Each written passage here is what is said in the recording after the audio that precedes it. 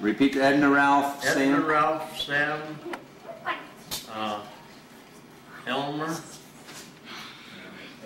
Frank, Lloyd, and Emery. Where'd you get Elmer? First three. First three are born in Missouri. Yeah. And Elmer, he was a perfect young man. He was younger than I was, and he always did the right thing. And when he died, the deacon said, well, we count on him being a real pillar of the church. He was so real. How old was he when he died? I guess about 15, something like that. And I knew it was quite that way. And I thought, well, maybe I'll try to take his place. And so from there on, I tried.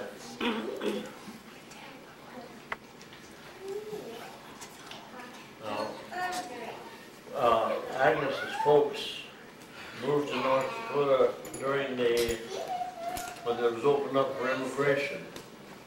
And I had written I made a copy of a tape for the first chapter in my book, of my life, and it gives all the details about people moving west, and how they got the land, and how it was advertised, and how they proved it and bought it. A number of people came there, the Ogwards and the Coffins and the Sharps and the Detwallers, and they moved in one time and settled right in around Kenmore. When Dad came in, he wrote to Max Bass, who was the director for the railroad, and he got a free ticket to ride to Kenmore to see how to help with the harvest. Always more harvest than there were people to harvest it, so they give you a free trip to North Dakota to see the land that was still available and help with the harvest. Dad came later on when most of the land was proved and taken. I don't know why. We had good crops up until 1916. 1916 we had a bumper crop. And there were a bunch of members of Kenmare moved out to Maryland. I was just studying why it was. There was Eastern Shore of Maryland had bad access. You couldn't get across across the bay. You couldn't come across the Chesapeake Bay. And just land was in there. People farmed small plots of strawberries. I don't know, that land all at once became advertised and available. And about 5 families from North Dakota moved out, and had a good year, moved out to Maryland and settled there around where we're at now. And my wife's father was a deacon, Amos. He bought a 7-passenger Buick touring car and started out from Maryland. And they got to Fargo, North Dakota, and broke a rear axle. They couldn't find one in Montgomery Ward or anywhere else. They had to send to the factory for it. And so they were Fargo, North Dakota, stayed in a hotel a week, 1 whole week. And then they drove on, came into Maryland. There were very few cars there. Those weren't well marked in the beginning. We started a family there. Carried out the rest of the family. I met Agnes. Agnes was one of the Kaufmans that all went in there at one time. I have the history of it in my tape. I shouldn't have done it long, but it takes too long to play it. How they came in. The Kaufmans, the old man Kaufman, he came in the middle of North Dakota and settled there. And then Danny Kaufman, one of the younger boys, he started from Missouri in a covered wagon and went to central part of North Dakota where all his father and all them were, and stayed for the summer. And then he drove on up to where the land was available at Kenmare, right along the railroad track. So he went up there in the fall and built himself a little shack. And when he settled, he could only see one more shack.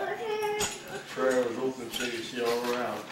And the next year, then all of the Kaufmans and Sharps and everything moved up there with him and settled in there.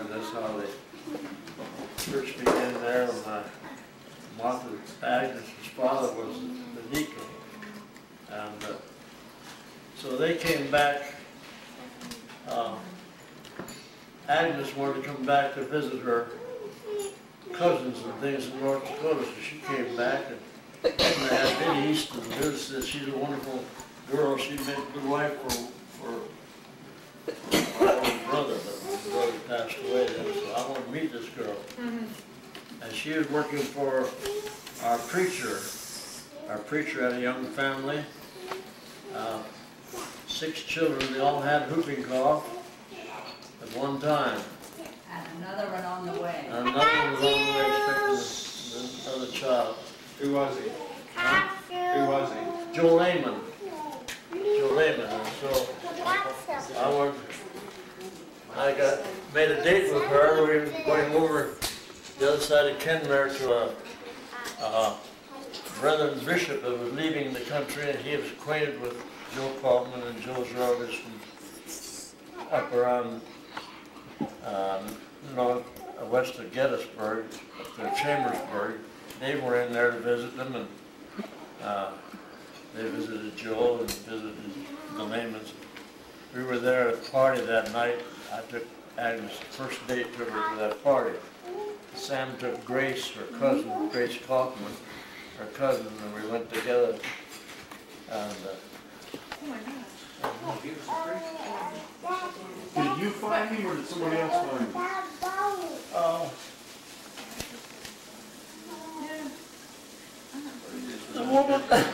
the woman's brother, Sharp, was there promoting, and he was unloading potatoes right under her bedroom window. There was 6 children with whooping cough, and she was pregnant, and he'd unloading potatoes. We usually got about 50 bushels and shoveled them down the cellar, and in earth cellar, and we banked the house with manure so it didn't freeze.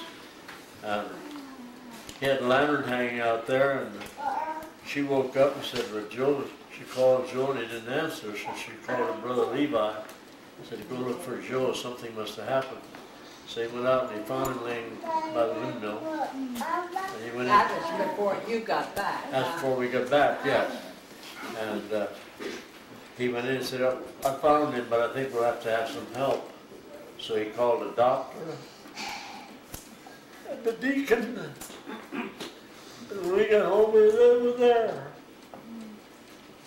And we found out what happened. The doctor called the coroner, who lived 50 miles away, coroner of the county. He said, well, I can't come. That's too far to have an inquest.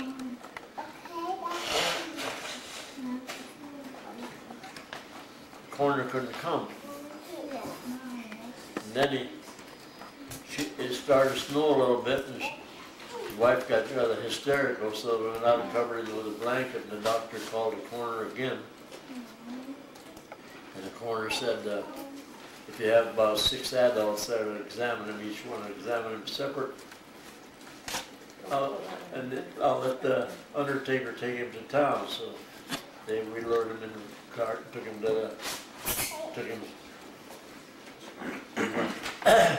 and so from Maryland.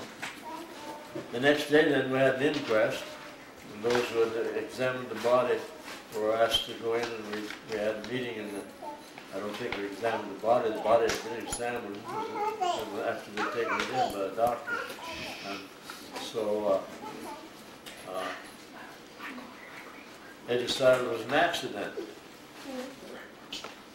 Then his folks he had worked for a man that was a milk dealer in Kenmare. I was acquainted with him because we had dealings together with milk route. But he moved out to the farm and did much work.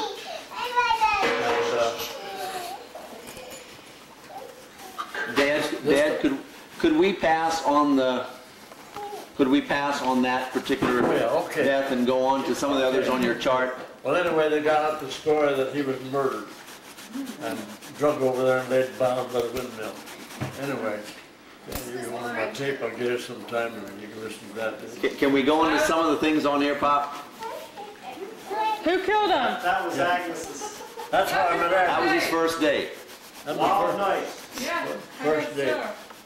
And this was Agnes's no relative. We knew all our problems, our debts, and our aches and pains. Dad died, Ralph died. And anyway, So how long she? Why did she live in your house? I can't get back. Why did she live in your house? because I guess she thought she'd get a man. I don't know. No, us boys took care of her all that time. But anyway, that was before that. She came there and like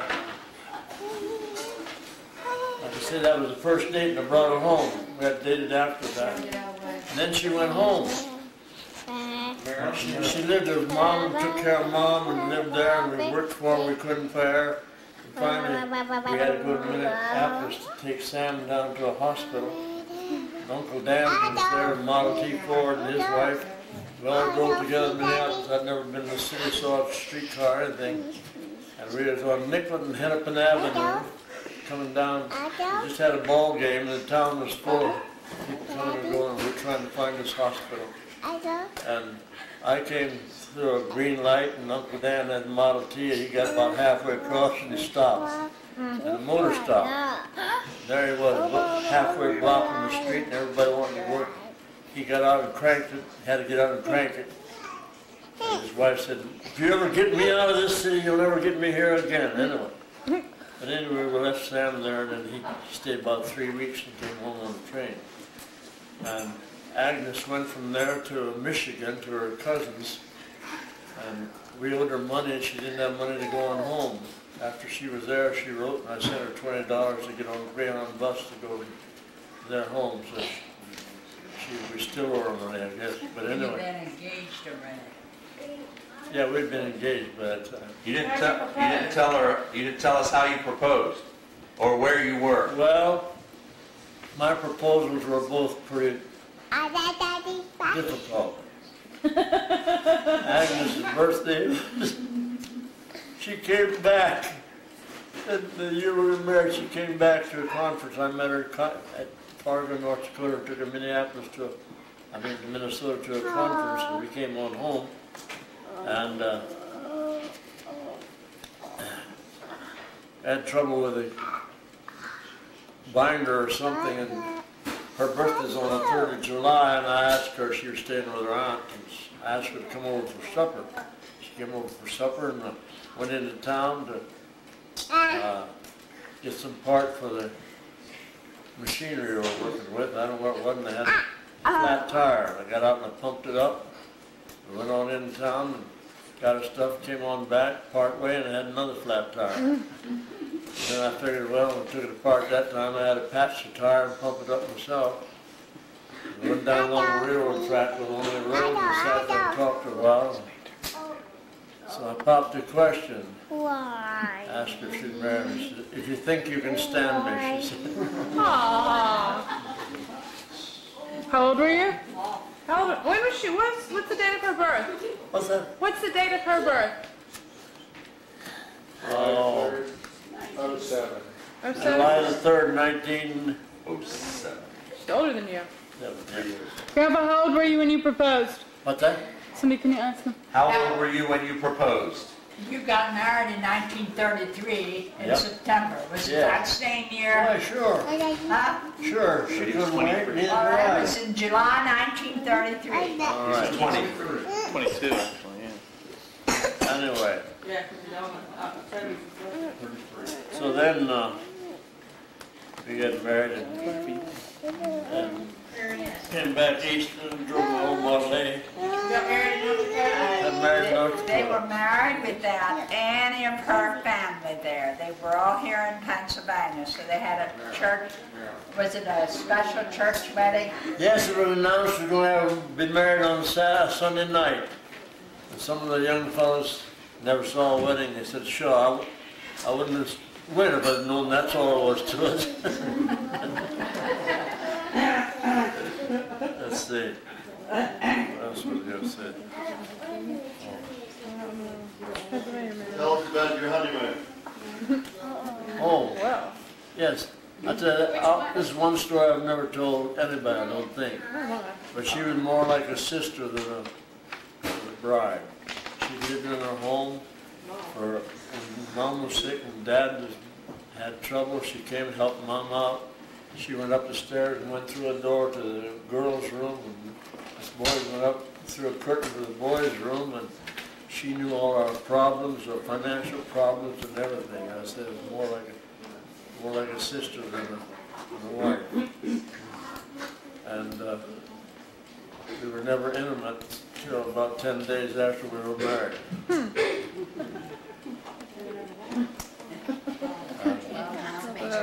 And then Elmer came.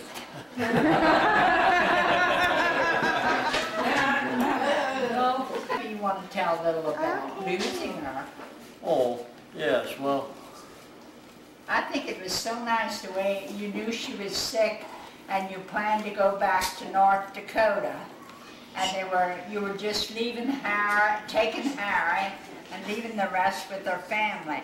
And they only got as far as Gettysburg with Grandpa's Ogburns, and she got worse. I thought it was so lovely the way they got to spend her last days there with her people, rather than down there where it wasn't any of hers or his. And I think that was providential that they she was just like a sister in the home, and we had an old Norwegian came there to work in the fall. And he accused her. She didn't give him no care about me at all. Said, I no had no supper. Just all she think about Christian, go to church, go to church, go to church. She went to prayer meeting, he didn't have much supper. Anyway.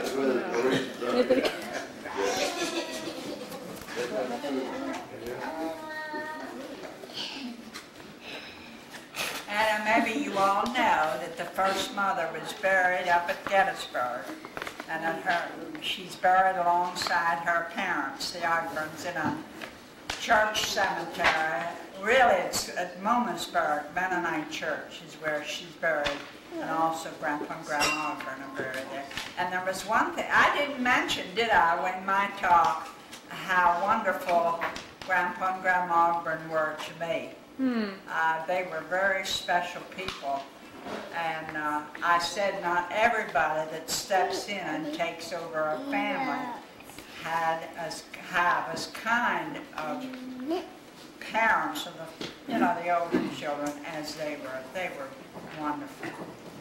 Well, we came after she died. We came back to go to get the children to school. The children were scattered out among their brothers and sisters up at Gettysburg. We gathered them all together to come home, and along with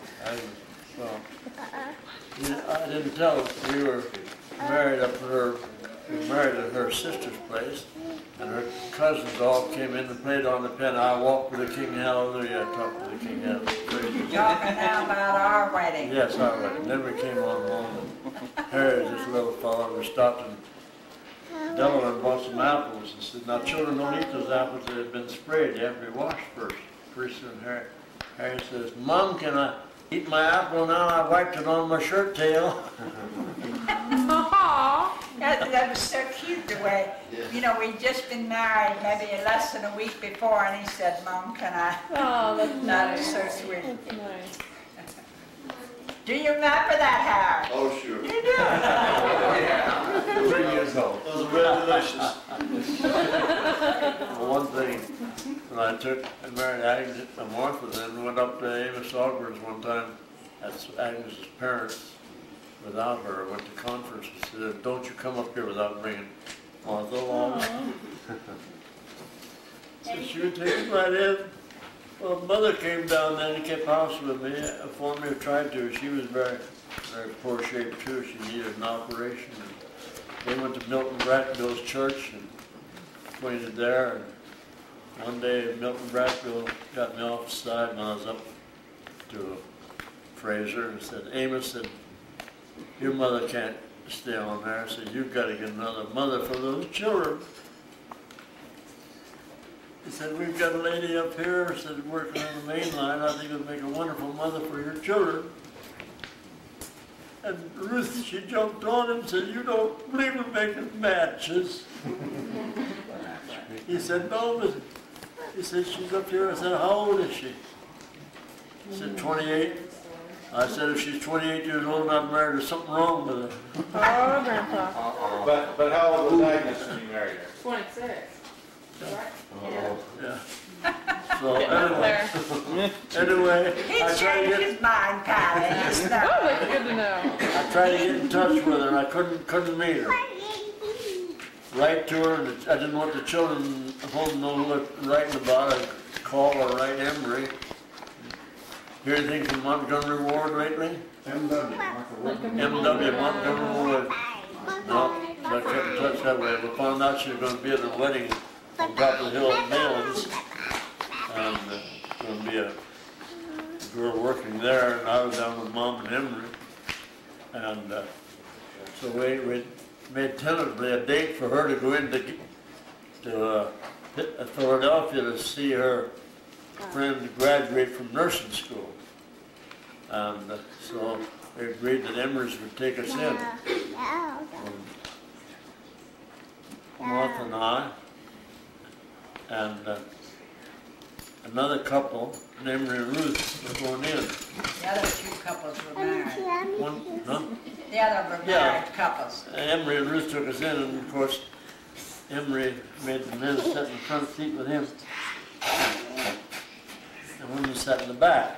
We went into Philadelphia, went into the graduation. I come out, this married couple, he was in the back seat and she was sitting on his lap.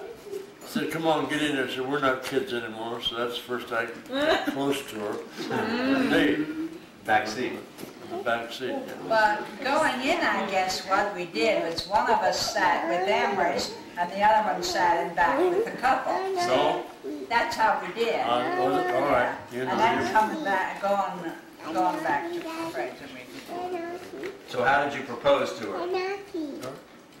well, I had Were you on the railroad tracks again I after 3 flat had tires? problems with that. I had no Three Chevy.